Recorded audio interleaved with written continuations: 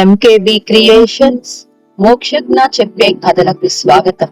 ఈ రోజు మనం చెప్పుకోబోయే కథ ఎద్దనపూడి సులోచన రాణి గారు రచించిన ఈ తరం కథ 10వ భాగం. రమేష్ ఇంటి గృహప్రవేశం ఆడంబరంగా జరిపించి అందరి ప్రశంసలు అందుకున్నాడు. ఊళ్ళో పలుకుబడి ఉన్న ప్రతి వ్యక్తిని పిలిచాడు. హేమ వైపు వాళ్ళని మాత్రం పిలవలేదు. ఇంటి విషయంలో హేమ చాలా శక్తి తెచ్చుకొని ధైర్యం కూడా తీసుకొని మామూలు మనిషిలా ఉండడానికి ప్రయత్నించసాగింది. మనసులో లేని ఉత్సాహం తెచ్చుకొని రమేష్ గృహ ప్రవేశం వేడుకకి చేస్తున్న ఏర్పాట్లలో పాల్గొంది. ఆ ఇల్లు తనని బాధ పెడితే పెట్టొచ్చుగాక, అది రమేష్ కి కొంచెం కూడా తెలియనీయకుండా దిగమింగటానికి నిశ్చయించుకుంది. గృహ ప్రవేశం 4 రోజులు ఉందనగా హేమ రమేష్ తో మన ఇద్దరం కరుణని తీసుకొని వెళ్దాం, అన్నయ్య వదిన తప్పకుండా వస్తారు అంది. రమేష్ వెంటనే సమాధానం చెప్పలేదు. కరుణ పుట్టినప్పుడు అతను జరిగినవన్నీ మర్చిపోయి బారసాలకు వచ్చి పిల్లని ఆశీర్వదించవలనదిగా అర్థిస్తూ శేషగిరికి ఉత్తరం రాశాడు. శేషగిరి సమాధానం రాయలేదు. 15 రోజుల తర్వాత రంగనాయకి హేమాకి ఉత్తరం రాసింది. ఇల్లు వదిలి రాలేనని తన పరిస్థితులు క్లుప్తంగా వివరిస్తూ పిల్లకి ఆశీస్సులు తెలియజేసింది. రమేష్ కి ఆ ఉత్తరం చాలా ఆశాభంగం కలిగించింది. శేషగిరి సమాధానంగా ఏ ఒక్క చిన్న మాట వ్రాసినా అతను కరుణని తీసుకొని హేమాని వెంటబెట్టుకొని వెళ్లి ఉండేవాడు. గృహప్రవేశ మహోత్సవానికి అన్నా వదిన వస్తే చాలా బాగుంటుందని హేమ నసుగుతుంటే 2 రోజులు పని తొందరలో ఆ మాట చెవినే పడనట్టు నటించినా అతని ఆంతర్యంలో ఆ విషయం తెలుస్తూనే ఉంది. రమేష్ కి కూడా వాళ్ళని తీసుకురావాలనే ఉంది. తీసుకువచ్చి ఈ ఇల్లు ఈ వైభవం చూపించి ఆ రోజు నన్ను చేసుకుందని హేమ దురదృష్టవంతురాలు అన్నారుగా, ఇప్పుడేమంటారు అన్నట్టు ప్రవర్తించాలనిపిస్తుంది. గృహ ప్రవేశం ఇంకా 2 రోజులు ఉందనగా రమేష్ ఆ ఉదయం నేను ఇందుపల్ల వెళ్లి మీ అన్నయ్యని వదినని తీసుకువస్తాను అనగానే హేమకి ఎంతో సంతోషంగా అనిపించింది. రమేష్ వెళ్ళాడు. అతను వెళితే ఎలాగైనా సరే అన్నని వదినని తప్పకుండా తీసుకువస్తాడని హేమకి గాఢ నమ్మకం. అబ్బా, 5 సంవత్సరాలు ఎంత త్వరగా గడిచిపోయినాయి, ఇంకా నిన్న మొన్నలా ఉంది అనుకుంది. కరుణని దగ్గర కూర్చోపెట్టుకొని మామయ్య అత్తయ్య వస్తారు. మామయ్య ఎంత మంచివాడనుకున్నావు, ఎన్నో కథలు చెబుతాడు. అత్తయ్యకి ఎన్ని తాయిలాలు చేయటం వచ్చునో తెలుసా, తియ్యటవి, కారంవి, మెత్తటివి, గట్టివి, అబ్బా తింటే ఎంత బాగుంటాయో అంటూ ఊరిస్తూ చెప్పింది. సాయంత్రం అయ్యింది. ఇంటి ముందు కారు వచ్చి ఆగింది. హేమ కొట్టుకుంటున్న గుండెలతో వణుకుతున్న కాళ్లతో కూతుర్ని ఎత్తుకొని బయటకు వచ్చింది. కాని కారులో నుంచి రమేష్ ఒక్కడే దిగాడు. అతని తలకి గాయమైనట్టు కట్టుకట్టి ఉంది. ఇదేమిటి, ఏమైంది? గబగబా అతనికెదురుగా పరిగెత్తుకు వచ్చింది. వెళ్ళక వెళ్ళినందుకు మీ అన్నయ్య నాకు ఇచ్చిన బహుమానం. ఏం జరిగింది, నిజం చెప్పు. ఓ చెంప. అన్నయ్య వదిన రానందుకు నిరాశతో కృంగిపోతున్న హేమ ఆదుర్దాగా అడిగింది. హేమ చెప్పవలసిందేమీ లేదు. ఇంతవరకు నేను వాళ్ళ పట్టుదలని మన్నిస్తూ వచ్చాను. ఇక నుంచి వేరు. నీ భర్తకి నువ్వు ఏమాత్రం గౌరవం ఇవ్వదలుచుకున్నా ఇక వాళ్ళ ప్రసక్తి మర్చిపో. పెళ్లి అయ్యి 5 సంవత్సరాలయ్యింది. పాప పుట్టి పెద్దదవుతుంది. అయినా ఇంకా మీ అన్నయ్య తన మూర్ఖపు పట్టుదల వదలటం లేదు. మనకి జరిగింది పెళ్ళే కాదు పొమ్మంటున్నాడు. ఈ చిత్రం విను. అసలు మనం పెళ్ళే చేసుకోలేదట. నువ్వు నాతో వచ్చేసావట. కాదు, నేనే నిన్ను తీసుకువచ్చేశానట. వద్దు, నా సహనానికి కూడా హద్దు అంటూ ఉంది. వాళ్ళు నీకు ఎలాంటి సంబంధం చెయ్యాలని అనుకున్నారో ఆ స్థితికి నేను ఎదిగిన తర్వాత కూడా వాళ్ళు నన్ను క్షమించకపోతే నేను వాళ్ళని క్షమించలేను. హేమ దిగులుగా నిలబడిపోయింది. అన్నయ్య వదిన రావచ్చునని కొన ఊపిరితో రెపరెపలాడుతున్న ఆశ పూర్తిగా అంతరించింది. రమేష్ ఎంతో ఖర్చు పెట్టి ఆ ఇంటికి సరికొత్త రూపం వచ్చేటట్టు అలంకరించాడు. అతను చేస్తున్న ఈ సవరణలో మాధురి చాలా సహకరించింది. ఇంట్లో సామాను కొనటంలో, కర్టెన్లు సెలెక్ట్ చేయటంలో, కార్పెట్లు నిర్ణయించటంలో ప్రతి చిన్నదానికి మాధురి రమేష్ వెంట ఉండి అతని శ్రమని పంచుకుంది. కొన్నిసార్లు హేమ రమేష్ వెంట వెళ్లేది కానీ చాలా సార్లు ఏదో సాకు కల్పించుకొని ఇంట్లో ఉండిపోయేది. గృహ ప్రవేశం నాడు ప్రత్యేకంగా ధరించటానికి హేమ కోసం రమేష్ తను స్వయంగా బొంబాయి వెళ్లి నగల సెట్టు, ఖరీదైన చీర తెచ్చాడు. ఇంటితో పాటు నన్ను కూడా అలంకరిస్తున్నావా? నవ్వు తెచ్చిపెట్టుకుంటూ అంది హేమ. రమేష్ ముఖంలో ఉత్సాహం మాయమైంది. అంటే ఇవేవి నీకిష్టం లేదా, నచ్చలేదా అన్నాడు. నాకు అన్ని నగలున్నాయి, బీరువా నిండా చీరలున్నాయి. నేను ఎక్కువ నగల పెట్టుకోనని నీకు తెలుసు. ఇంత ఖర్చులో ఇప్పుడింత డబ్బు తగలేసి డబ్బు మాట ఎత్తవద్దన్నానా? చర్రుమన్నాడతను. అవును, ఏ మాట ఎత్తకూడదు, దేనిని ప్రశ్నించకూడదు, ఇదేమిటి అని అసలే అడగకూడదు. నువ్వు వడించే బొమ్మలా నీ వెంట తిరుగుతూ ఉండాలి. నీకు తోచినప్పుడు నగలు చీరలు తెచ్చి నా మీద పడేస్తూ ఉంటావు. వాటిని చూసి మురిసిపోతూ ఉండాలి నేను. నన్ను నువ్వు అర్థం చేసుకున్నది ఇంతేనన్నమాట. నీది ఇంత మట్టి బుర్ర అని తెలిస్తే చచ్చినా పెళ్లి చేసుకునేవాడిని కాదు. పోనీ ఇప్పుడు మాత్రమే వదిలేయ్. రమేష్ చురుగ్గా చూశాడు. అతని కళ్ళల్లో బాధ రెపరెపలాడింది.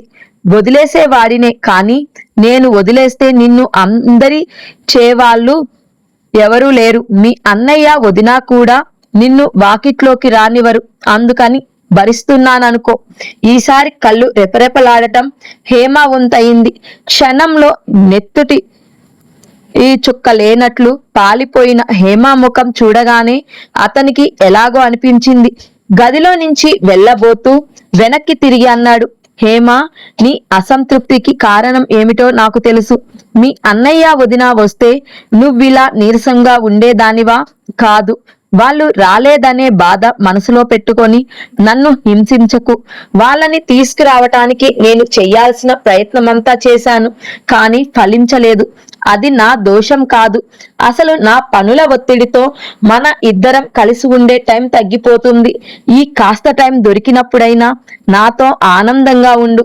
నన్ను హాయిగా ఉండని. అనవసరమైన ప్రసంగాలు ఎత్తి నాకు చిరాకు తెప్పించకు, నన్ను విసిగించకు అనేసి వెళ్ళిపోయాడు. గృహప్రవేశం రోజున హేమాకి ఇష్టం లేకపోయినా అతను తెచ్చిన చీర కట్టుకొని ఆ నగలు అలంకరించుకుంది.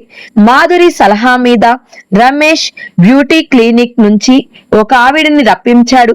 హేమ పొడుగాటి జుట్టును పైకి అందంగా మెలితిప్పి ముడివేసి జంట గులాబీలు పెట్టింది. ఆ చీరలు నగలు ఆ ముడితో హేమ రూపమే మారిపోయింది. మాధురి హేమ రెండు చేతులు పట్టుకొని ఊపుతూ, వాట్ ఏ బ్యూటీ, నీలో ఇంత సౌందర్యం ఉందని మాకెవరికీ తెలియదు సుమా అని ప్రశంసించింది. అతిథులు వచ్చే వేళయింది. రమేష్ ఏదో పని మీద లోపలికి వచ్చి హడావిడిగా బయటికి వెళ్లిపోతూ కిటికీ దగ్గర నిలబడి ఉన్న భార్యని చూసి చటుక్కున ఆగిపోయాడు. అతని కళ్ళల్లో ఆశ్చర్యం, సంతోషంతో పాటు గర్వం కూడా తొంగి చూసింది. హేమా, నువ్వేనా అన్నాడు దగ్గరికి వస్తూ. అతని కళ్ళు హేమాని నకసిక పర్యంతం ఆనందంగా గమనించాయి. కొత్త పెళ్లి కూతురిలా ఉన్నావు. అతను హేమ భుజాలు పట్టి దగ్గరికి లాక్కున్నాడు.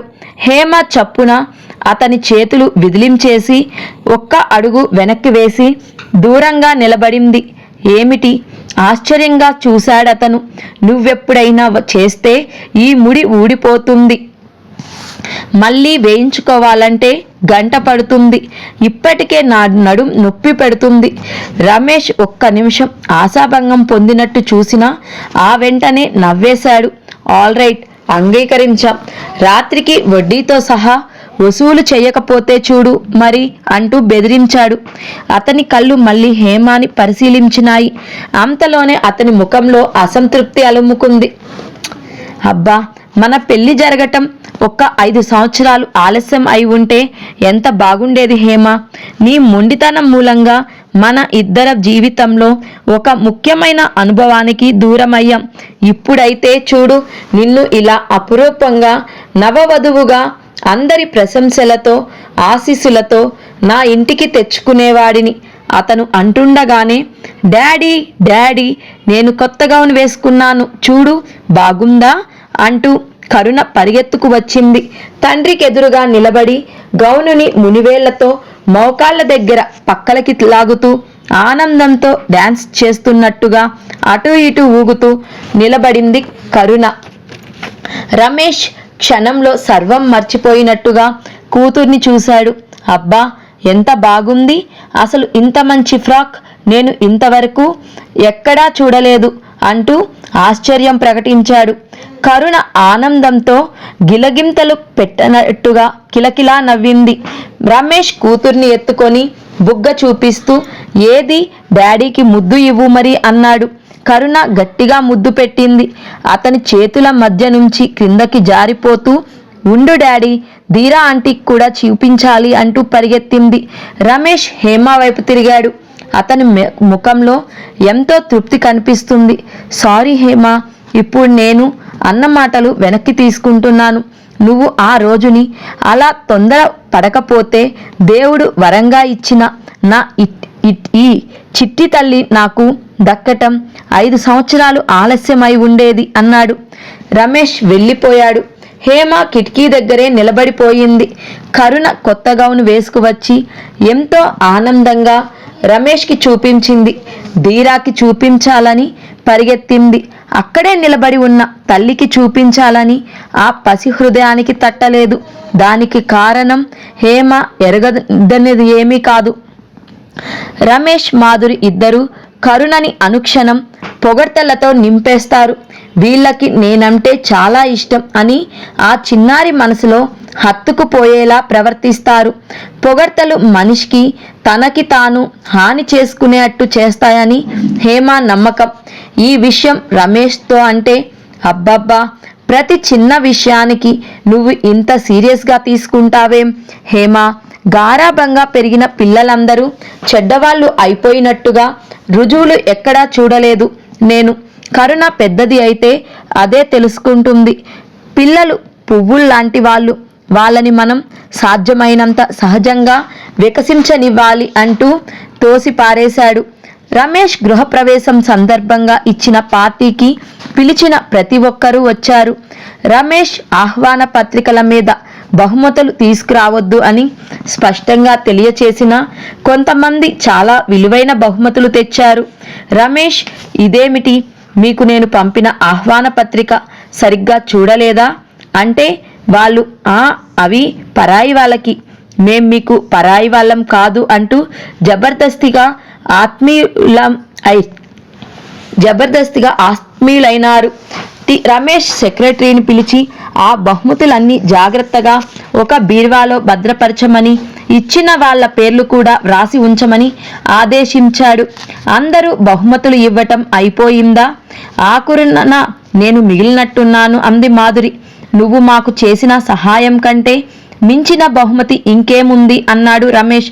నో నో నో, అది వేరు ఇది వేరు, సాయం సాయమే, బహుమతి బహుమతే. మాధురి లోపలికి వెళ్ళింది. అందరూ మాధురి ఎంత ఖరీదు గలదిస్తుందా, అది ఏమై ఉంటుందా అని ఆసక్తిగా చూడసాగాడు. మాధురి వెంట వచ్చిన నౌకరు పెద్ద అట్టపెట్టెలా ఉన్న దాన్ని తెచ్చి అక్కడున్న టేబుల్ మీద పెట్టి వెళ్ళాడు. కమాన్ హేమ, నీ చేతులతో నువ్వే తెరువు అంది మాధురి.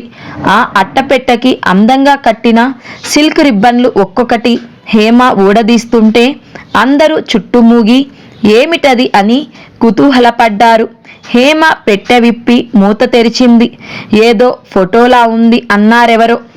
తీ హేమ అంది మాధురి ఉత్సాహపరుస్తున్నట్టుగా. పెట్టెలో బోర్లగా ఉన్న ఆ ఫోటో తిప్పి చూసింది హేమ. మరుక్షణంలో నివ్వెరపోయింది. రమేష్ ఛాయాచిత్రం అది. మాధురి హేమ చేతుల్లో నుంచి ఎంతో పదిలంగా దాన్ని అందుకొని టేబుల్ మీద గోడకి ఆనించి అందరికీ కనిపించేలా పెట్టింది. అందరూ ఒక్క క్షణం అలాగే చూస్తూ నిలబడిపోయారు. అంతవరకు అక్కడ అందరి మధ్య ఫుల్ సూట్లో తిరుగుతున్న రమేష్ కోటు తీసేసి, టై పీకి, షర్ట్ విడిచి ఒక్క ప్యాంటుతో అక్కడున్న స్టూల్ మీద కూర్చొని గోడకి ఆనుకొని ఇటే చూస్తున్నాడా అన్నంత సజీవంగా ఉంది ఆ చిత్రం. వండర్ఫుల్ అన్నారెవరో. అందరూ చప్పట్లు కొట్టారు. మాధురి ఇంత మంచి ఆర్టిస్ట్ అని మాకెవరికీ తెలియదే. అచ్చు అతనక్కడ నిలబడి మన వైపే చూస్తున్నట్టుంది సుమా. మాధురి ఈ చిత్రం గీయటానికి నీకు ఎన్ని రోజులు పట్టిందో? ఎవరో ఆరా తీశారు. దాదాపు 2 నెలలు గర్వంగా సమాధానమిచ్చింది మాధురి. హేమ ఇంకా కళ్ళప్పగించినట్టుగా ఆ ఫోటో వైపే చూస్తుంది. ఆ క్షణంలో ఆ గదిలో ఇద్దరు రమేష్లు ఉన్నట్టుగా అనిపించింది. ఈ పెయింటింగ్ వేయటానికి దాదాపు 2 నెలలు పట్టింది. కానీ రమేష్ గాని ధీరా గాని మాట మాత్రం తనతో చెప్పలేదు. హేమకి బుద్ధి తెలిసిన తర్వాత మొట్టమొదటిసారిగా ఈర్ష్యగా అనిపించింది. ధీరా లాంటి స్నేహితురాలు ఉన్న మీరు నిజంగా చాలా అదృష్టవంతులు. ఎవరో హేమని అభినందించారు. హేమ నవ్వు తెచ్చిపెట్టుకొని అంగీకారంగా తల ఊపింది. పార్టీ మొదలయ్యింది. హేమ ఆడవాళ్ల మధ్య తిరుగుతూ అందరికీ స్వీట్స్, కూల్ డ్రింక్స్ అందాయో లేదో కనుక్కుంటుంది. ఒకచోట ఆడవాళ్లు 4 ఐస్ క్రీం తింటూ కబుర్లు చెప్పుకుంటున్నారు. వాళ్ళు గుసగుసగా చెప్పుకుంటున్న మాటలు హేమ చెవిన పడ్డాయి. ఆ మాధురికి పెళ్లి పెటాకులు ఇవేవీ లేవు కాబోలు. సరే, రామాయణమంతా విని రాముడికి సీత ఏమవుతుంది అన్నాడట ఒకడు. అలా ఉంది నీ వరుస. ఆ భార్య ఎలా ఊరుకుంటుందబ్బా? డబ్బుకి గడ్డి తినని మనిషి ఎవరో చెప్పు. హేమ ఇక భరించలేకపోయింది. మీకు అన్ని అందినాయా? ఇంకా ఎవరికైనా ఐస్ క్రీమ్స్ కావాలా అంటూ వాళ్ళ దగ్గరికి వచ్చింది. నో నో నో మిస్సెస్ చంద్ర, రండి కూర్చోండి మా దగ్గర కాసేపు అంటూ ఒక ఆవిడ ఎంతో ఆప్యాయంగా ఆహ్వానించింది. What a lovely sari. అబ్బా, మీరంటే నాకు నిజంగా ఈర్ష్యగా అనిపిస్తుందంటే నమ్మండి అంది ఒక ఆవిడ. అక్కడికి దూరంగా ఉన్న రమేష్ మాధురితో కంఠం తగ్గించి ఆగ్రహం అదిమి పెడుతున్న స్వరంతో, ధీరా, పెయింటింగ్ పూర్తి కావటానికి ఇంకా టైం పడుతుందని అన్నావుగా అన్నాడు. నిన్ను సర్ప్రైజ్ చేద్దామని. ధీరా నవ్వింది. అయినా ఇప్పుడా ఇవ్వటం? ఏం, ఇంతకంటే మంచి సందర్భం ఇంకేమిటి ఉంది? నీ ప్రతిరూపం నీ ఆవిడకి కానుకగా ఇచ్చాను. నువ్వు ఊళ్ళో లేనప్పుడు ఆ చిత్రం చూస్తూ నీ ఎడబాటు భరించవచ్చు. అదుగో వాళ్ళు నన్ను పిలుస్తున్నారు, వస్తానుండు అంటూ వెళ్ళిపోయింది. రమేష్ నిట్టూర్పు విడిచాడు. మాధురి ఒక్కోసారి మరీ పసిపిల్లలా ప్రవర్తిస్తుంది. మాధురి అన్న మాట మర్చిపోకుండా చిత్రం గీయటానికి సిట్టింగ్స్ ఇమ్మని గుర్తు చేసినప్పుడే అతని ఆంతర్యంలో యుద్ధం ప్రారంభమైంది. మాధురిని నిర్లక్ష్యంగా తిరస్కరించటానికి ఎప్పటికప్పుడు అతనికి మాధురి వల్ల జరగాల్సిన ముఖ్యమైన పనులు ఉంటూనే వచ్చాయి. మాధురి ఏమాత్రం కినుక వహించినా అతనికి అవరోధాలు ఏర్పడే ఇరుక్కులో పడ్డాడతను. ఇప్పుడైనా ఈ చిత్రం చూసి హేమ ఏదో రాద్ధాంతం చేస్తుందనే భయమేమీ అతనికి లేదు. హఠాత్తుగా చూపించి నిన్ను ఆశ్చర్యపరచాలని అనుకున్నాను అంటే దీని అర్థం చేసుకోలేని తెలివిహీనురాలేం కాదు. భార్య మీద అతనికి ఆ నమ్మకం పుష్కలంగా ఉంది. కానీ మాధురి ఈ విధంగా ఆ చిత్రం 10 మందిలో ప్రదర్శించిన తీరు మాత్రం అతనికి నచ్చలేదు. అతను తల తిప్పి దూరంగా ఆడవాళ్ల టేబుల్ దగ్గర నిలబడి మాట్లాడుతున్న హేమాని చూశాడు. హేమ పెట్టుకున్న నగలు, కట్టుకున్న చీర పోటీ పడ్డట్టుగా మెరుస్తున్న మాట నిజమే, కాని ముఖం మాత్రం వాడిపోయి ఉంది. పార్టీ ముగుస్తుండగా రమేష్ కి విజయవాడ నుంచి ట్రంక్ కాల్ వచ్చింది. అర్జెంట్ పని ఉంది, వెంటనే బయలుదేరి రమ్మని భాగస్వామి ఒకతను ఫోన్ చేశాడు. రమేష్ అతిథులకి క్షమార్పణ చెప్పుకొని అప్పటికప్పుడు బయలుదేరి వెళ్లిపోయాడు. వచ్చిన వాళ్ళంతా వెళ్లిపోయారు. సుందరం కూడా ఊళ్ళో లేడు. తండ్రికి ఒంట్లో బాగోలేదని ఉత్తరం వస్తే నిన్న ఉదయం వెళ్ళాడు. హేమ నగలు తీసేసి ముడి విప్పి బట్టలు మార్చుకుంది. వదులిగా జడ వేసుకొని తెల్లటి ఇస్త్రీ చీర కట్టుకుంటే పోయిన ప్రాణం ఏదో కాస్త తిరిగి వచ్చినట్టుగా ఉంది. నౌకర్లు ఇల్లంతా నీటిగా సర్దేసి వెళ్లిపోయారు. కరుణ నిద్రపోయింది. వీధి తలుపులు వేసేసి లోపలికి వస్తున్న హేమ ఒక్క క్షణం ఆగిపోయింది. హాల్లో ఎదురుగా టేబుల్ మీద గోడకు ఆనించి పెట్టి ఉన్న రమేష్ చిత్రం ఇంకా అలాగే ఉంది. రెప్పపాటుగా చూస్తే నిజంగా రమేష్ అక్కడ కూర్చున్నట్టే ఉంది. హేమ లైట్ తీయబోతున్నదల్లా ఆగి మెల్లగా చిత్రం దగ్గరగా వచ్చి నిలబడింది. రమేష్ కళ్ళు తన నడకని గమనిస్తున్నట్టుగా కదులుతున్నట్టే ఉంది. అతని ఛాతి మీద కుడివైపు ఉన్న పెద్ద పుట్టుమచ్చ మీద హేమ దృష్టి నిలిచిపోయింది. కాపురానికి వచ్చిన కొత్తలో అతనికి దగ్గరగా కూర్చోవాలన్నా, ఆ ఛాతి మీద తల ఆనించుకోవాలన్నా ఎంత సిగ్గుపడేది తను. చిచ్చి, ఎంత సిగ్గులేని వాళ్ళు ఈ ఇద్దరు. చిత్రం గీయాలనుకుంటే మాత్రం ఇలా అర్ధనగ్నంగానా? మాధురికెలా బుద్ధి లేకుండా పోయింది? అసలు రమేష్ ఎలా అంగీకరించాడు?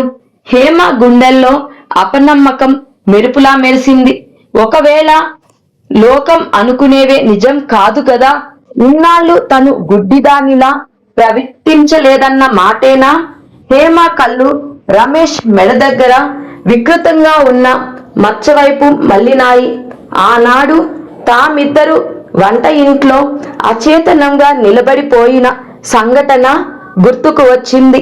మాధురి చేతిలో ఉన్న మహత్తు ఏమిటో తెలియదు కానీ రమేష్ లో ఉన్న సజీవమైనదేదో పట్టి ఈ చిత్రంలో బంధించి వేసింది. అతని కళ్ళు ఎంత చురుగ్గా ఉన్నాయి. అలా చూస్తూ కూర్చుంటే మాధురికి ఏమీ అనిపించలేదా? ఆ సమయంలో దగ్గర కాస్త ఓదార్పుగా మాట్లాడేందుకు సుందరం కూడా లేకపోవటంతో హేమకి మరింత బాధగా ఉంది. హేమ ఒంటరితనాన్ని ఛేదిస్తున్నట్టుగా ఇంతలో అక్కడే ఉన్న ఫోన్ గనగన మోగింది. హేమ వెళ్లి రిసీవర్ తీసింది. హలో, సుధాకర్ ఉన్నాడా అండి? అవతల నుంచి ఎవరో అడుగుతున్నారు. ఆ పేరు వినగానే హేమ తుల్లిపడింది. క్షణం సేపు నోట మాట రానట్లుగా నిలబడింది. హలో, మిమ్మల్ని. సుధాకర్ కావాలి. ఉన్నాడా ఇంట్లో? ఇక్కడ ఆ పేరు గల వాళ్ళు ఎవరూ లేరా? ఆ నెంబర్ ఇదే కదా అతను అన్నాడు. ఇదే నెంబర్. మరి ఇది ఫణిభూషణ్ రావు గారి ఇల్లు కాదా అండి?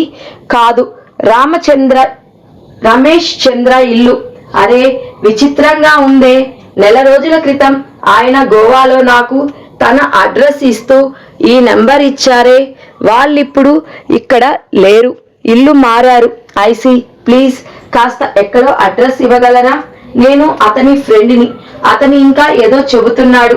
సారీ, నాకు తెలియదు. హేమ ఫోన్ పెట్టేసింది. హేమ తడబాటుగా వచ్చి కుర్చీలో కూర్చుంది. ఈ ఇల్లు ఇంకా సుధాకర్దే అనుకుంటున్నారంతా. ఎంత విచిత్రం. ఈ ఇంట్లో తను నివసించి తీరాలని ఉంది కాబోలు. మళ్ళీ జ్ఞాపకాలు వద్దనుకున్నా వచ్చి చుట్టుముట్టే స్మృతులు. హేమ టేబుల్ మీద తల ఆనించుకుంది. నా జాతకంలో ఈ ఇంట్లో ఉండి తీరాలని, డబ్బు గల దాన్ని అయి తీరతానని వ్రాసి ఉందని ఎవరైనా నాకు జ్యోతిష్యం చెప్పు ఉంటే ఎంత బాగుండేది. అన్నయ్య వదినలకి ఇంత దూరం అయి ఉండేదాన్ని కాను. వాళ్ళని బాధ పెట్టేదాన్ని కాను. అన్నయ్య నన్ను ఏ ఇంటికి పంపాలని ఉవ్విళ్ళూరాడో నేను ఆ ఇంటికే వచ్చాను. కాని ఎంత వ్యత్యాసం అనుకోసాగింది. అతి నిశ్శబ్దంగా ఉన్న ఆ ఇంట్లో హేమకి ఒంటరితనం భూతంలా మారి భయపెడుతున్నట్టుగా అనిపించింది. మన ఈ సర్వనాశనాన్ని కంతటికి కారణం ఆ బేబీ ఏరా నాయనా. అది వెళ్ళి వాళ్ళతో చేరకపోతే ఇంత చేటు సంభవించేది కాదు. మన ఇంటిని ఇంకెవరికి అమ్మినా నాకు ఇంత వ్యధ ఉండేది కాదు. చివరికి ఆ ఇంటిని కుల దోషినా తగలబెట్టినా నేనేమీ అనుకునేవాడిని కాదు. కానీ వాడికి మన జీవితాన్ని నిలువునా దోచిన ఆ రాక్షసుడికి అమ్మటం నేను భరించలేకుండా ఉన్నారా? సుధా, నా మాట విను. నేనిక బ్రతకటం అనవసరం. నాకిన్ని నిద్రమాత్రలు తెచ్చిపెట్టరా బాబు. నేను పడే బాధ నీకు అర్థం కావడం లేదు. నా కళ్ళు పోయినట్టుగా, నా శరీరంలో కీలు వేరు చేసినట్టుగా నరకయాతన అనుభవిస్తున్నాను. ఫణిభూషణ్ రావు కొడుకు తెచ్చి ఇచ్చిన మందు తోసేస్తూ చిన్న పిల్లాడిలా చేతిలో ముఖం పెట్టుకొని ఏడవసాగాడు. ఆయనలో ఒకప్పుడు ఉండే ఆ దర్జా, టీవీ, అహం మచ్చుకైనా లేదు.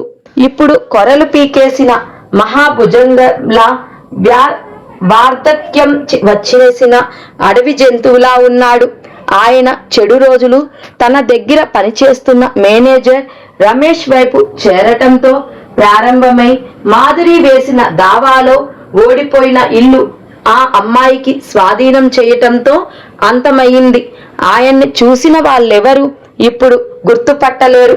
మేషం అలవోకగా దువ్వుతూ ఎలాంటి సమస్యనైనా చిరునవ్వుతో వింటూ కొనగోట పరిష్కరిస్తున్నట్టు జవాబు చెప్పే ఆ ఫణిభూషణ్ రావుకి మంచంలో బక్క చిక్కి ఉరుగులా ఎండిపోయిన ఈయనకి ఎక్కడా పోలిక లేదు.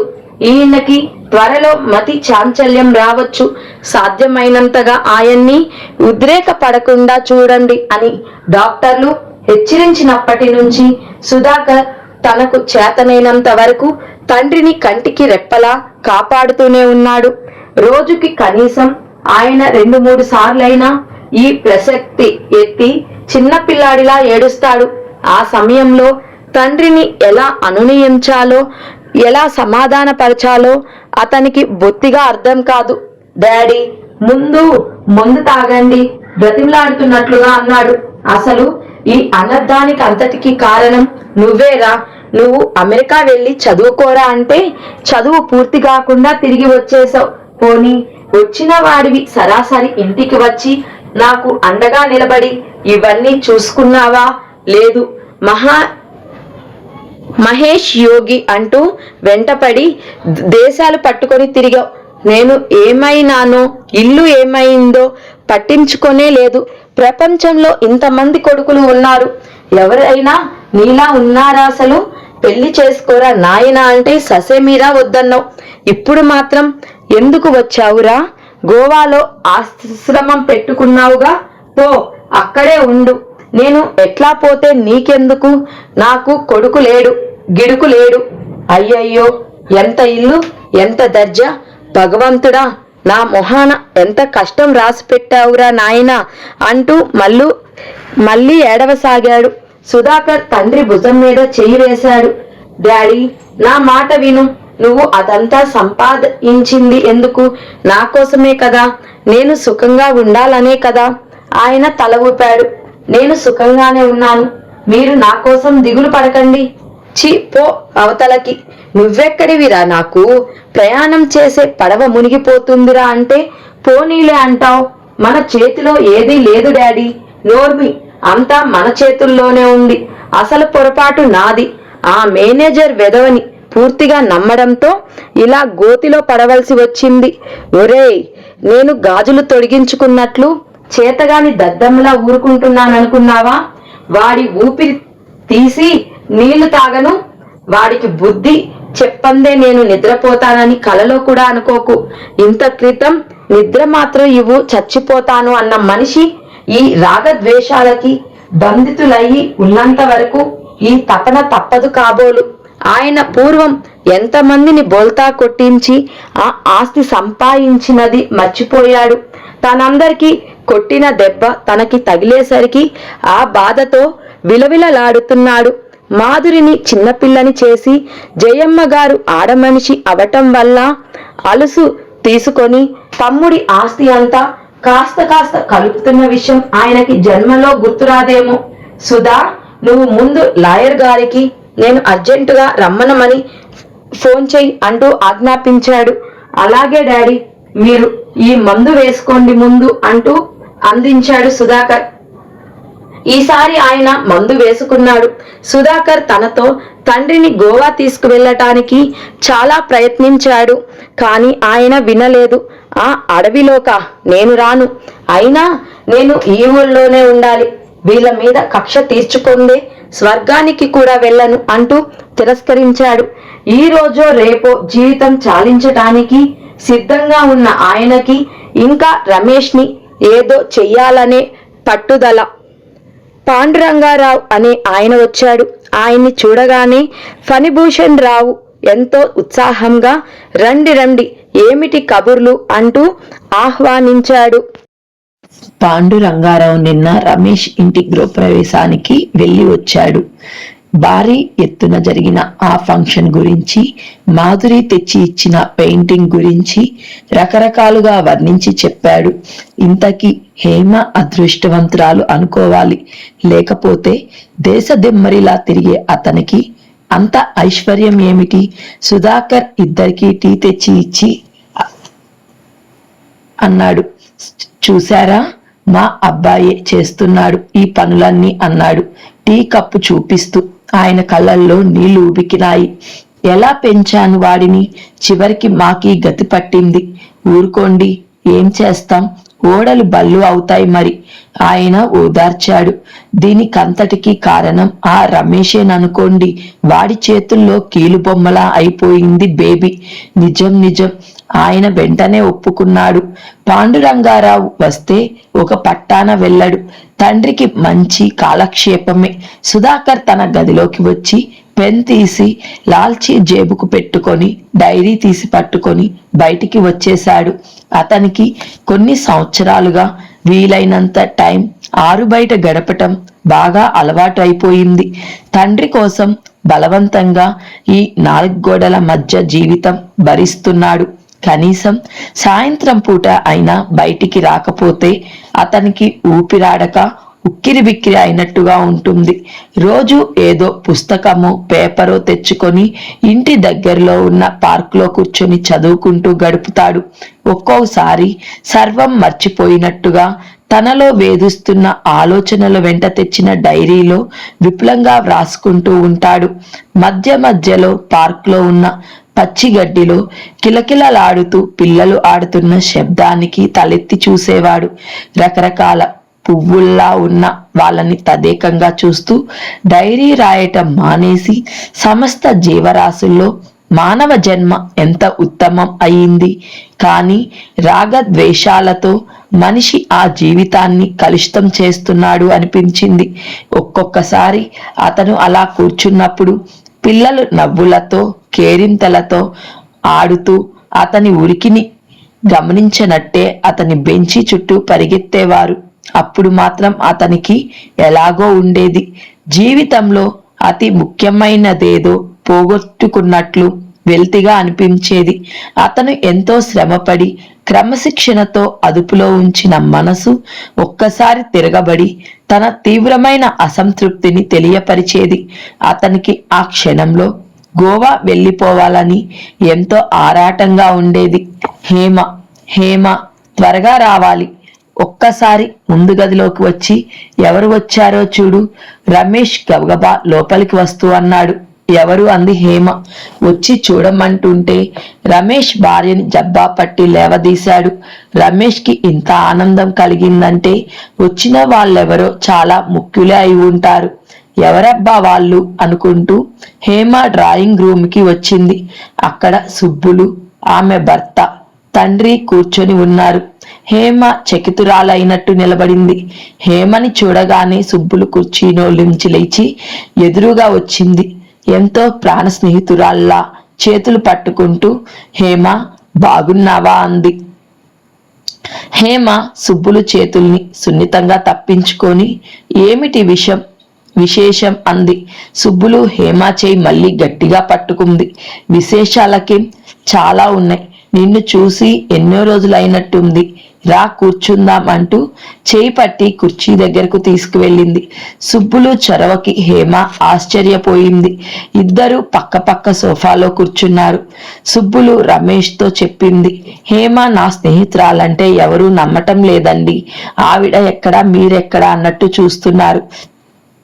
ఎన్నాళ్ళ నుంచో మా వారిని ఒక్కసారి వెళ్ళి చూసి వద్దామండి అంటుంటే వినలేదు.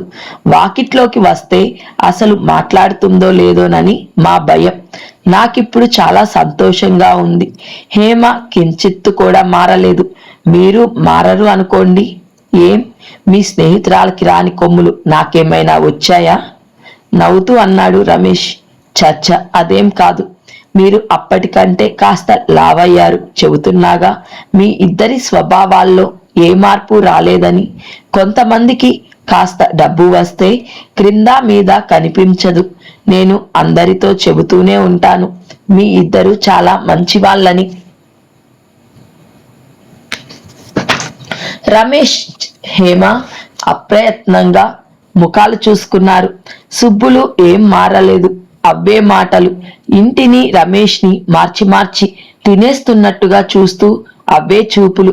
ఇంతలో వంట కుర్రాడు కూలింగ్ డ్రింక్స్ తెచ్చి అక్కడ పెట్టాడు. రమేష్ అందరికీ ఇచ్చాడు. సుబ్బులు చటుక్కున లేసి హేమ చే పట్టుకుంటూ మీ ఇల్లు చూద్దాం రా అంది. హేమ వెంటనే లేవలేదు. అప్పటికే సుబ్బులు ధోరణికి హేమ ముఖంలో కనిపిస్తున్న చిరాకు గమనించిన రమేష్ చప్పున ఎంతో లాలన నిండిన స్వరంతో, వెళ్ళు హేమ, మీ స్నేహితురాలకి మన ఇల్లు చూపించు అన్నాడు. హేమకి కోపం వచ్చినా గత్యంతరం లేకపోయింది. సుబ్బులు ఇల్లంతా తిరిగి చూసింది. ఎక్కడికక్కడే అబ్బా ఎంత బాగుంది అంటూ ఆశ్చర్యపోయింది. గదిలో మంచం మీద నిద్రపోతున్న కరుణని చూసి మీ అమ్మాయా అని అడిగింది. హేమ అవును అని తల ఊపింది. ఒక్కరేనా? మళ్ళీ విశేషం ఏం లేదా? అదృష్టవంతురాలివి కాబట్టే నీతో సహకరించే భర్త దొరికాడు. నాకు చూడు, 4 పిల్లలు. మా ఆయన జీతం మాత్రం పెరగలేదు. ఇద్దరు తిరిగి మళ్ళీ ముందు గదిలోకి వచ్చేసరికి రమేష్, అలాగే లేండి, అతను నాకు బాగా తెలుసు, నా సాయశక్తిలా ప్రయత్నిస్తాను అంటూ వాగ్దానం ఇస్తున్నాడు. వాళ్ళు వెళ్ళిపోయిన తరువాత హేమ ఏమిటా విషయం అంది. సుబ్బులు భర్తకి రావాల్సిన ప్రమోషన్ ఆగిపోయిందట. అది నాకు తెలిసిన ఒక వ్యక్తి వల్ల అవుతుంది. నన్ను చెప్పమని అడగటానికి వచ్చారు అన్నాడు. ఇప్పుడు అర్థమైందా ఇంత హఠాత్తుగా మన మీద వాళ్ళకి ప్రేమ ఎందుకు పుట్టుకు వచ్చిందో? హేమ వ్యంగ్యంగా అంది. అర్థం గాకపోవటానికి నేను పిచ్చివాడినా?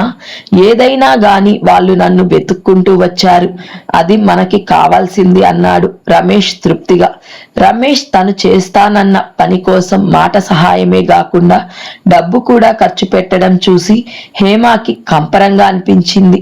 రమేష్ చేస్తున్న ఈ సాయం అపత్రాదానంలా అనిపించింది. ఆ సుబ్బులు భర్తకి అసలు ప్రమోషన్ ఎందుకు రాలేదో తెలుసా? బాగా లంచాలు తీసుకుంటాడట. ఇది వరకు ఓసారి ఉద్యోగం పోవటానికి సిద్ధమైతే ఇలాగే ఎవరినో పట్టుకొని ఎట్లాగో ఉద్యోగం పోకుండా కాపాడుకున్నాడట. అలాంటి మనిషికి నువ్వు సాయం చేస్తున్నావు అంది హేమ. రమేష్ సాయంత్రం క్లబ్కు వెళ్ళటానికి తయారవుతున్నాడు. వంట కుర్రాడు టీ తీసుకురాకుండా హేమే స్వయంగా పట్టుకొని గదిలోకి అడుగు పెట్టినప్పుడే అతను ఇలాంటిదేదో ఉందనుకున్నాడు. ఈ వార్త నీకు ఎవరు చెప్పారు అన్నాడు. సుందరానికేం పని పాట లేదా? ఇంకోసారి ఇలా నీ బుర్రలోకి ఎక్కించి నా మీదకి తగాదాకి పంపాడంటే ఇంట్లో నుంచి మెడబెట్టి గెంటుతా నన్నానని చెప్పు, జాగ్రత్త. రమేష్ నవ్వుతూ బెదిరించాడు. అవును, నువ్వు ఈ మధ్య విపరీతంగా తయారవుతున్నావు. నీకు మంచి వాళ్ళెవరు పనికి రాకుండా పోతున్నారు. రమేష్, నువ్వు సాయం చేయదలుచుకుంటే నీతి పరులకి, వాళ్ళ వల్ల 10 మందికి ఉపకారం జరిగే వాళ్ళకి చెయ్యి. కానీ ఇట్లా సంఘానికి అపకారం చేసే చెడ పురుగుల్లాంటి వాళ్ళకి మాత్రం ఎలాంటి సహాయం చేయవద్దు. చిత్తం. పూల్లో మంచి వాళ్ళెవరున్నా ఉంటే మా ఇంటికి రారండోయ్ అంటూ రేపు సిటీ అంతా దండోరా వేయిస్తాను. నేను ఈ విషయం చాలా సీరియస్ గా చెప్తున్నాను. నువ్వు నవ్వలాటగా తోసేయకు. నేను కూడా రెట్టింపు సీరియస్ గా చెబుతున్నాను. నువ్వు అనవసరమైన విషయాల్లో జోక్యం కలగజేసుకోకు. అయితే ఆ సుబ్బులు భర్తకు సాయం చేస్తానంటావు, అది నా ఇష్టం అంటున్నాను. రమేష్ అవినీతి పరులని కుష్టు రోగులుగా బహిష్కరించేది పోయి ఇంకా వాళ్ళని ఆకాశానికి ఎత్తటమా? నీలాంటి సమర్థులే ఇలా చేస్తుంటే ఇక మామూలు వాళ్ళ సంగతి ఏమనాలి? నాలాంటి వాళ్ళని వెలివేసి దూరం చేసుకున్నందుకు ఈ సంఘానికి ఈ శాస్తి జరగాల్సిందే అనుకో. రమేష్ టీ తాగకుండా కారు తాళాలు అందుకొని వెళ్ళిపోయాడు. రమేష్ చేసిన ప్రయత్నం వల్ల నెల రోజులు తిరగక ముందే అసంభవం అనుకున్న ప్రమోషన్ ఆర్డర్స్ సుబ్బులు భర్త చేతికి అందినాయి. సుబ్బులు తండ్రి, భర్త ముగ్గురు వచ్చి రమేష్ ని ఆకాశానికి ఎత్తేసినట్టు పొగడ్తలు కురిపించారు. 1000 విధాల కృతజ్ఞతలు చెప్పుకొని వెళ్లే ముందు రమేష్ని హేమాని తమ ఇంటికి భోజనానికి రావాల్సిందిగా కోరుతూ మరీ బలవంతం చేశారు. రమేష్ అంగీకరించాడు. తప్పకుండా వస్తామని వాగ్దానం చేశాడు. వాళ్ళు వెళ్ళగానే మనసులో అప్పటికే కుతకుతలాడుతున్న హేమ పొగలు సెగలు కక్కుతున్నట్లుగా రమేష్ వైపు తిరుగుతూ, నువ్వింత సిగ్గులేని వాడివని నేను కల్లో కూడా అనుకోలేదు అంది. అంటే రమేష్ అమాయకత్వం నటిస్తూ అన్నాడు. ఈ రోజు వాళ్ళు వచ్చి 4 పొగడ్తలు పొగిడేసరికి ఉబ్బి తబ్బిబ్బు అయిపోతున్నావు. గతం ఒక్కసారి గుర్తు చేసుకో. ఆనాడు పుట్టినరోజు పండుగకి మనం వెళ్ళినప్పుడు వాళ్ళు ప్రవర్తించిన తీరు నువ్వు మర్చిపోయినా నేను మర్చిపోలేదు. రమేష్ హేమ చేయి పట్టి గుంజినట్టుగా దగ్గరికి లాక్కున్నాడు. హేమ, నా పిచ్చి హేమ, నేను నిజంగా వాళ్ళింటికి వెళతానని నమ్ముతావా నువ్వు? ఇప్పుడేగా వాగ్దానం చేసావు. వెళ్తాను అంటానికి వెళ్ళటానికి భూమికి ఆకాశానికి ఉన్నంత దూరం ఉంది. వాళ్ళు అంతగా బలవంతం చేస్తుంటే కఠినంగా తిరస్కరించటం నాకు చేతగా లేదు. నేను నిజంగా వెళ్ళినప్పుడు నువ్వు ఈ మాటలు అనాల్సింది. తొందరపడి ముందే అనేసావు. చెంపలు వాయించుకో, పాప పరిహారం అయిపోతుంది. రమేష్ బలవంతంగా హేమ చేతుల పట్టి బుగ్గలకి తాకించాడు. నాకేం తెలుసు, నువ్వు నిజంగానే అంటున్నావు అనుకున్నాను. ఇలా మనసులో ఒకటి పెట్టుకొని బయటకి ఇంకొకటి నటించే వాళ్ళంటే నాకు అసహ్యం. నిజంగా నాకు తెలియదు సుమా, నీకు తెలుసు, బాగా తెలుసు. అయినా నా దగ్గర ప్రతిదానికి నటిస్తూనే ఉన్నావు. రమేష్ చటుక్కున హేమ చేతులు వదిలేశాడు. అతని ముఖం సీరియస్ గా అయింది. క్షణం ఆగి మెల్లగా అన్నాడు, నేనెంత చెప్పినా నువ్వు ఆ పెయింటింగ్ విషయం నమ్మటం లేదు, అవునా? నమ్మలేకుండా ఉన్నాను. నమ్మకుండా నమ్మినట్లు నటించడం నాకు చేత కాదు. అయితే నీ కర్మ అంతే. అవును, నేను కూడా అదే అనుకున్నాను. హేమ ఎంతో నిర్లిప్తంగా అన్న ఈ మాట రమేష్ కి చెంపదెబ్బలా తాకింది. నేను చెబుతున్నాగా, నీకెంతసేపు నీ వైపే ఆలోచించుకోవటం, నన్ను దోషిగా చిత్రించటం బాగా అలవాటైపోయింది. హేమ, నీకు గట్టిగా చెబుతున్నాను, ఏదైనా ఉంటే ముఖాముఖి అడగటం, ఆ విషయం అంతటితో తేల్చుకొని మర్చిపోవటం జరగాలి. అంతేగాని ఇలాంటి ఎత్తి పొడుపులు, వ్యంగ్యాలు అంటే నాకు గిట్టవు. అనవసరంగా నా సహనం పరీక్ష చేసి తెగేదాకా లాగకు. బయట 10 మందితో తిరిగేవాడిని నేను. నీకు కొన్ని అనవసరంగా కనిపించినవి నాకు అవసరంగా తోస్తాయి. నీకు తుచ్చంగా తోచిన కొన్ని విషయాలు నాకు తప్పనిసరి అవుతాయి. నీ అభిప్రాయాలే వింటూ నీ కొంగు పట్టుకొని తిరగాల్సిన కర్మ నాకు లేదు. చీచి, వెదవ గొడవ. కాస్త టైం దొరికితే సరదాగా మాట్లాడదాం గాని, హాయిగా నవ్వుకోవడం గాని ఏదీ లేదు. నా మనసుకి అకుంశంలా తయారవుతున్నావు. రమేష్ వెంటనే లేచి బట్టలు మార్చుకొని క్లబ్కు వెళ్ళిపోయాడు. 4 రోజులు గడిచాయి. పెళ్లి అయిన తరువాత ప్రప్రథమంగా రమేష్ హేమతో మాట్లాడకుండా 4 రోజులు గడిచాయి. మొదటి 2 రోజులు హేమ రమేష్ కి కోపం వచ్చిందని అసలు గ్రహించలేదు. మొదటి రోజున క్లబ్కి వెళ్లి రాత్రి చాలా ప్రొద్దుపోయిన తరువాత వచ్చాడు. రెండో రోజున త్వరగానే వచ్చాడు. కానీ భోజనం క్లబ్లోనే చేసి వచ్చాడు. ఈ కొత్త ఇంటికి వచ్చినప్పటి నుంచి ఇద్దరి పడక గదులు వేరైనాయి. వాటి మధ్య తలుపు ఉంది. అది ఎప్పుడూ తెరిచే ఉంటుంది. రమేష్ రాత్రివేళ ఎంత పొద్దుపోయి వచ్చినా సరే పడుకోబోయే ముందు హేమ గదిలోకి వచ్చి నిద్రలో ఉన్న కరుణని అంటనట్టు నుదుటి మీద ముద్దు పెట్టుకొని వెళ్ళటం అలవాటు.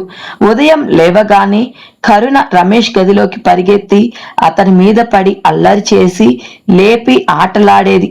ఉదయం వేళ సాధారణంగా రమేష్ హేమలు కాఫీ, కరుణ పాలు తాగటం అతని మంచం దగ్గరే జరిగేది. ఎప్పుడైనా రమేష్ త్వరగా ఇంటికి రావటం జరిగి కరుణ అప్పటికింకా మెలకువనే ఉంటే తండ్రి దగ్గర చేరి కబుర్లు చెబుతూ నిద్రపోయేది. రమేష్ తర్వాత నిద్రపోతున్న కరుణని హేమ పక్క మీదకు తీసుకువచ్చి పడుకోబెట్టేవాడు. 3వ రోజు రాత్రి అతను వచ్చేసరికి కరుణ మెలకువనే ఉంది. అతను పడక గదిలోకి రాగానే డాడీ అంటూ పరిగెత్తింది. ఇద్దరు చాలాసేపు కలిసి ఆటలాడారు. కరుణ అతని పక్క మీదనే నిద్రపోయింది. కానీ అతను హేమాని పిలిచి తీసుకువెళ్ళమని కోరనూ లేదు, తను తీసుకువచ్చి పడుకోబెట్టనూ లేదు. కరుణకి రగ్గు కప్పి దిండు వేసుకొని సోఫాలో పడుకొని నిద్రపోయాడు. ఉదయం లేవగానే రమేష్ కాఫీ తాగాడు, కరుణ పాలు తాగింది. నౌకర్ అలవాటుగా హేమాకి కాఫీ కూడా తెచ్చి అక్కడ పెట్టాడు. హేమాని అతను కాఫీ చల్లారిపోతుంది రమ్మని పిలవలేదు. హేమ తనంత తాను వెళ్ళలేదు. ఆ విధంగా 4 రోజులు గడిచినాయి. రమేష్ కి అంత ఆగ్రహం రావటానికి నేనేమంతా కాని పని చేశాను అని హేమ మనసులో మాటి మాటికి తర్కించుకోసాగింది. భార్య భర్తల మధ్య ఆ మాత్రం మాట రాకుండా ఉంటుందా? అసలు భర్త పక్క మార్గంలోకి వెళుతుంటే ఇది దారి కాదు అని హెచ్చరించాల్సిన హక్కు, అధికారం భార్యకి ఉండదా? రమేష్ ఉద్దేశం అర్థమవుతూనే ఉంది. అతను ఇంట్లోకి తెచ్చి అమర్చుకున్న అన్ని ఖరీదైన సామాన్లతో పాటు హేమని కూడా ఒక అలంకరణ వస్తువుగా ఉండిపోమ్మంటాడు. అది నా వల్ల కాదు అని హేమ పదే పదే అనుకోసాగింది. ఆ రోజు 3 గంటలకి మాధురి ఎందుకో రమేష్ ని అర్జెంటుగా రమ్మనమని ఫోన్ చేసింది. ఇప్పుడే వస్తున్నా అంటూ అతను త్వరగా వెళ్ళిపోయాడు. సాయంత్రం అంతా ఇంట్లో ఒంటరిగా కూర్చున్న హేమకి ఒంటరితనంతో దిగులుతో కృంగిపోయినట్టుగా ఉంది. మమ్మీ, రాధాకి జ్వరం వచ్చింది, పప్పి ఊళ్ళో లేదు, నాతో ఆడుకునేందుకు ఎవరూ లేరు, పార్కుకు వెళదాం మమ్మీ అంటూ కరుణ మారం మొదలుపెట్టింది. హేమకి ఆ క్షణంలో ఎక్కడికి వెళ్లే ఓపిక లేకపోయినా తప్పనిసరిగా కూతురి కోసం బయలుదేరింది. హేమ కారు వద్దని కరుణ చేయి పట్టుకొని నడక సాగించింది. వీధి వెంట అనేక మంది త్వరగా నడిచిపోతున్నారు. హేమ వాళ్ళని చూస్తూ వీళ్ళకేమీ దిగుళ్ళు లేవు కాబోలు అంటూ నిట్టూర్పు విడిచింది. ఇద్దరు పార్కులోకి వచ్చారు. అప్పటికే అక్కడ చాలా మంది పిల్లలు రకరకాల ఆటలు ఆడుతున్నారు. కరుణ తరచుగా ఆ పార్కుకి వస్తూనే ఉండటం చేత అక్కడ ఆ పిల్లలు పరిచితులే. క్షణంలో కరుణ వాళ్ళతో కలిసిపోయి ఆడుకోవటం ప్రారంభించింది. హేమ కూతురి ఆటలు గమనిస్తూ అక్కడున్న బెంచ్ మీద కూర్చుంది. దూరంగా అటువైపు తిరిగి ఉన్న మరో బెంచ్ మీద ఎవరో ఒక అతను కూర్చొని సర్వం మర్చిపోయి ఏదో పుస్తకం చదువుకుంటున్నాడు. అతని ఏకాగ్రతకి హేమ ముగ్ధురాలయ్యింది. ఈ రణగోణ ధ్వని ఏది అతని చెవిలిలో దూరినట్టు లేదు. ఒక చెవిటి వాడేమో. హేమ ఆలోచనలు మళ్ళీ రమేష్ మీదకి మళ్ళినాయి. తల వంచుకొని క్రింద అయిన పచ్చిగడ్డి గిల్లుతూ నేను రమేష్కి తగిన భార్యని కాదేమో అనుకుంది. పెళ్లి అయిన కొత్తలో ఎంత ఆనందంగా ఉండేవాళ్ళు. విధవ డబ్బు, పాపిష్టి డబ్బు. డబ్బు మనిషికి అవసరానికి మించి ఉండకూడదేమో. అప్పుడు అతని చుట్టూ ఇంతమంది లేరు. ఒక్క డబ్బు చాలటం లేదు అన్న బాధ తప్ప ఇంకే ఇబ్బంది లేదు. ఇప్పుడు డబ్బు ఎక్కువైన కొద్దీ సమస్యలు ఎక్కువవుతున్నాయి. రమేష్ తాగుడు, జూదం ఇలాంటి అలవాట్లు లేని మాట నిజమే. కానీ వాటన్నిటికంటే మహాభయంకరమైన వ్యసనం పట్టుకుంది. అది డబ్బు. అహర్నిశలు అతని ఆలోచనలు డబ్బు చుట్టూనే తిరుగుతున్నాయి. ఎంత సంపాదించినా ఇంకా చాలదేమోననే ఆశ. డబ్బే ప్రపంచం అయిపోయిన మనిషి యంత్రంలా మారిపోక తప్పదు. తల వంచుకొని ఆలోచనల జాలులో పడి గడ్డిగిల్లుతున్న హేమ ఉన్నట్టుండి ఆ అన్న ఆర్తనాదం విని చివ్వున తల తిప్పి చూసింది. కరుణ వెళ్లి ముళ్ళతీగ మీద పడి ఉంది.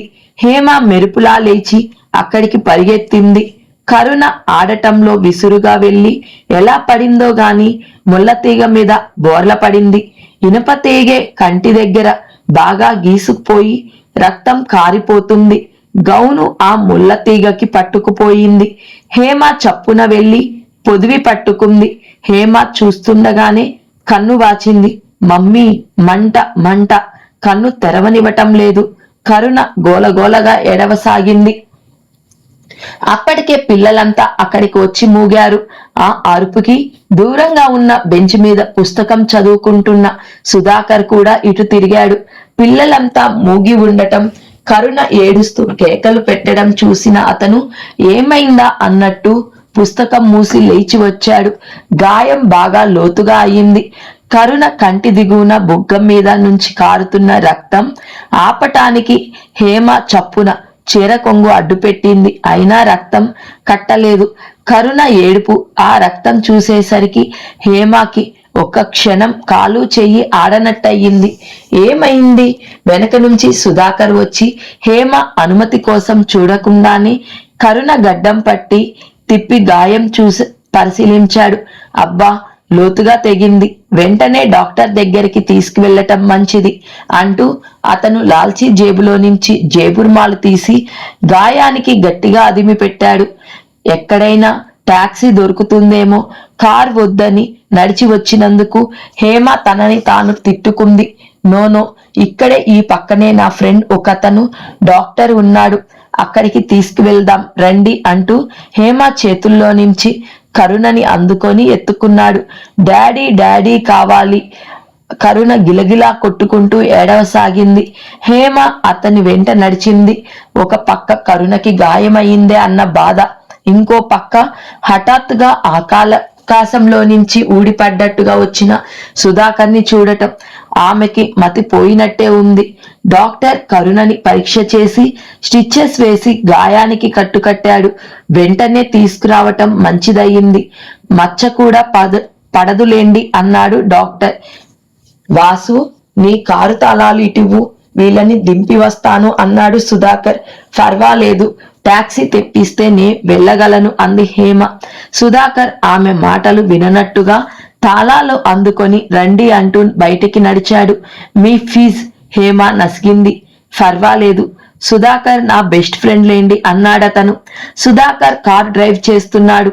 వెనక సీట్లో హేమ కరుణని ఒళ్ళో పడుకోబెట్టుకొని కూర్చుంది. సుధాకర్ ఏం మాట్లాడలేదు. కార్ ఇంటి ముందుకు వచ్చి ఆగింది. కార్ ఆపి సుధాకర్ తిరిగి వచ్చి హేమ దిగటానికి డోర్ తెరిచాడు. హేమ కరుణని ఎత్తుకొని దిగింది. అతనికి ఏదో కృతజ్ఞత చెప్పాలని హేమ పెదవులు అస్పష్టంగా కదిలి మళ్ళీ సాధ్యం కానట్టు ఊరుకున్నాయి.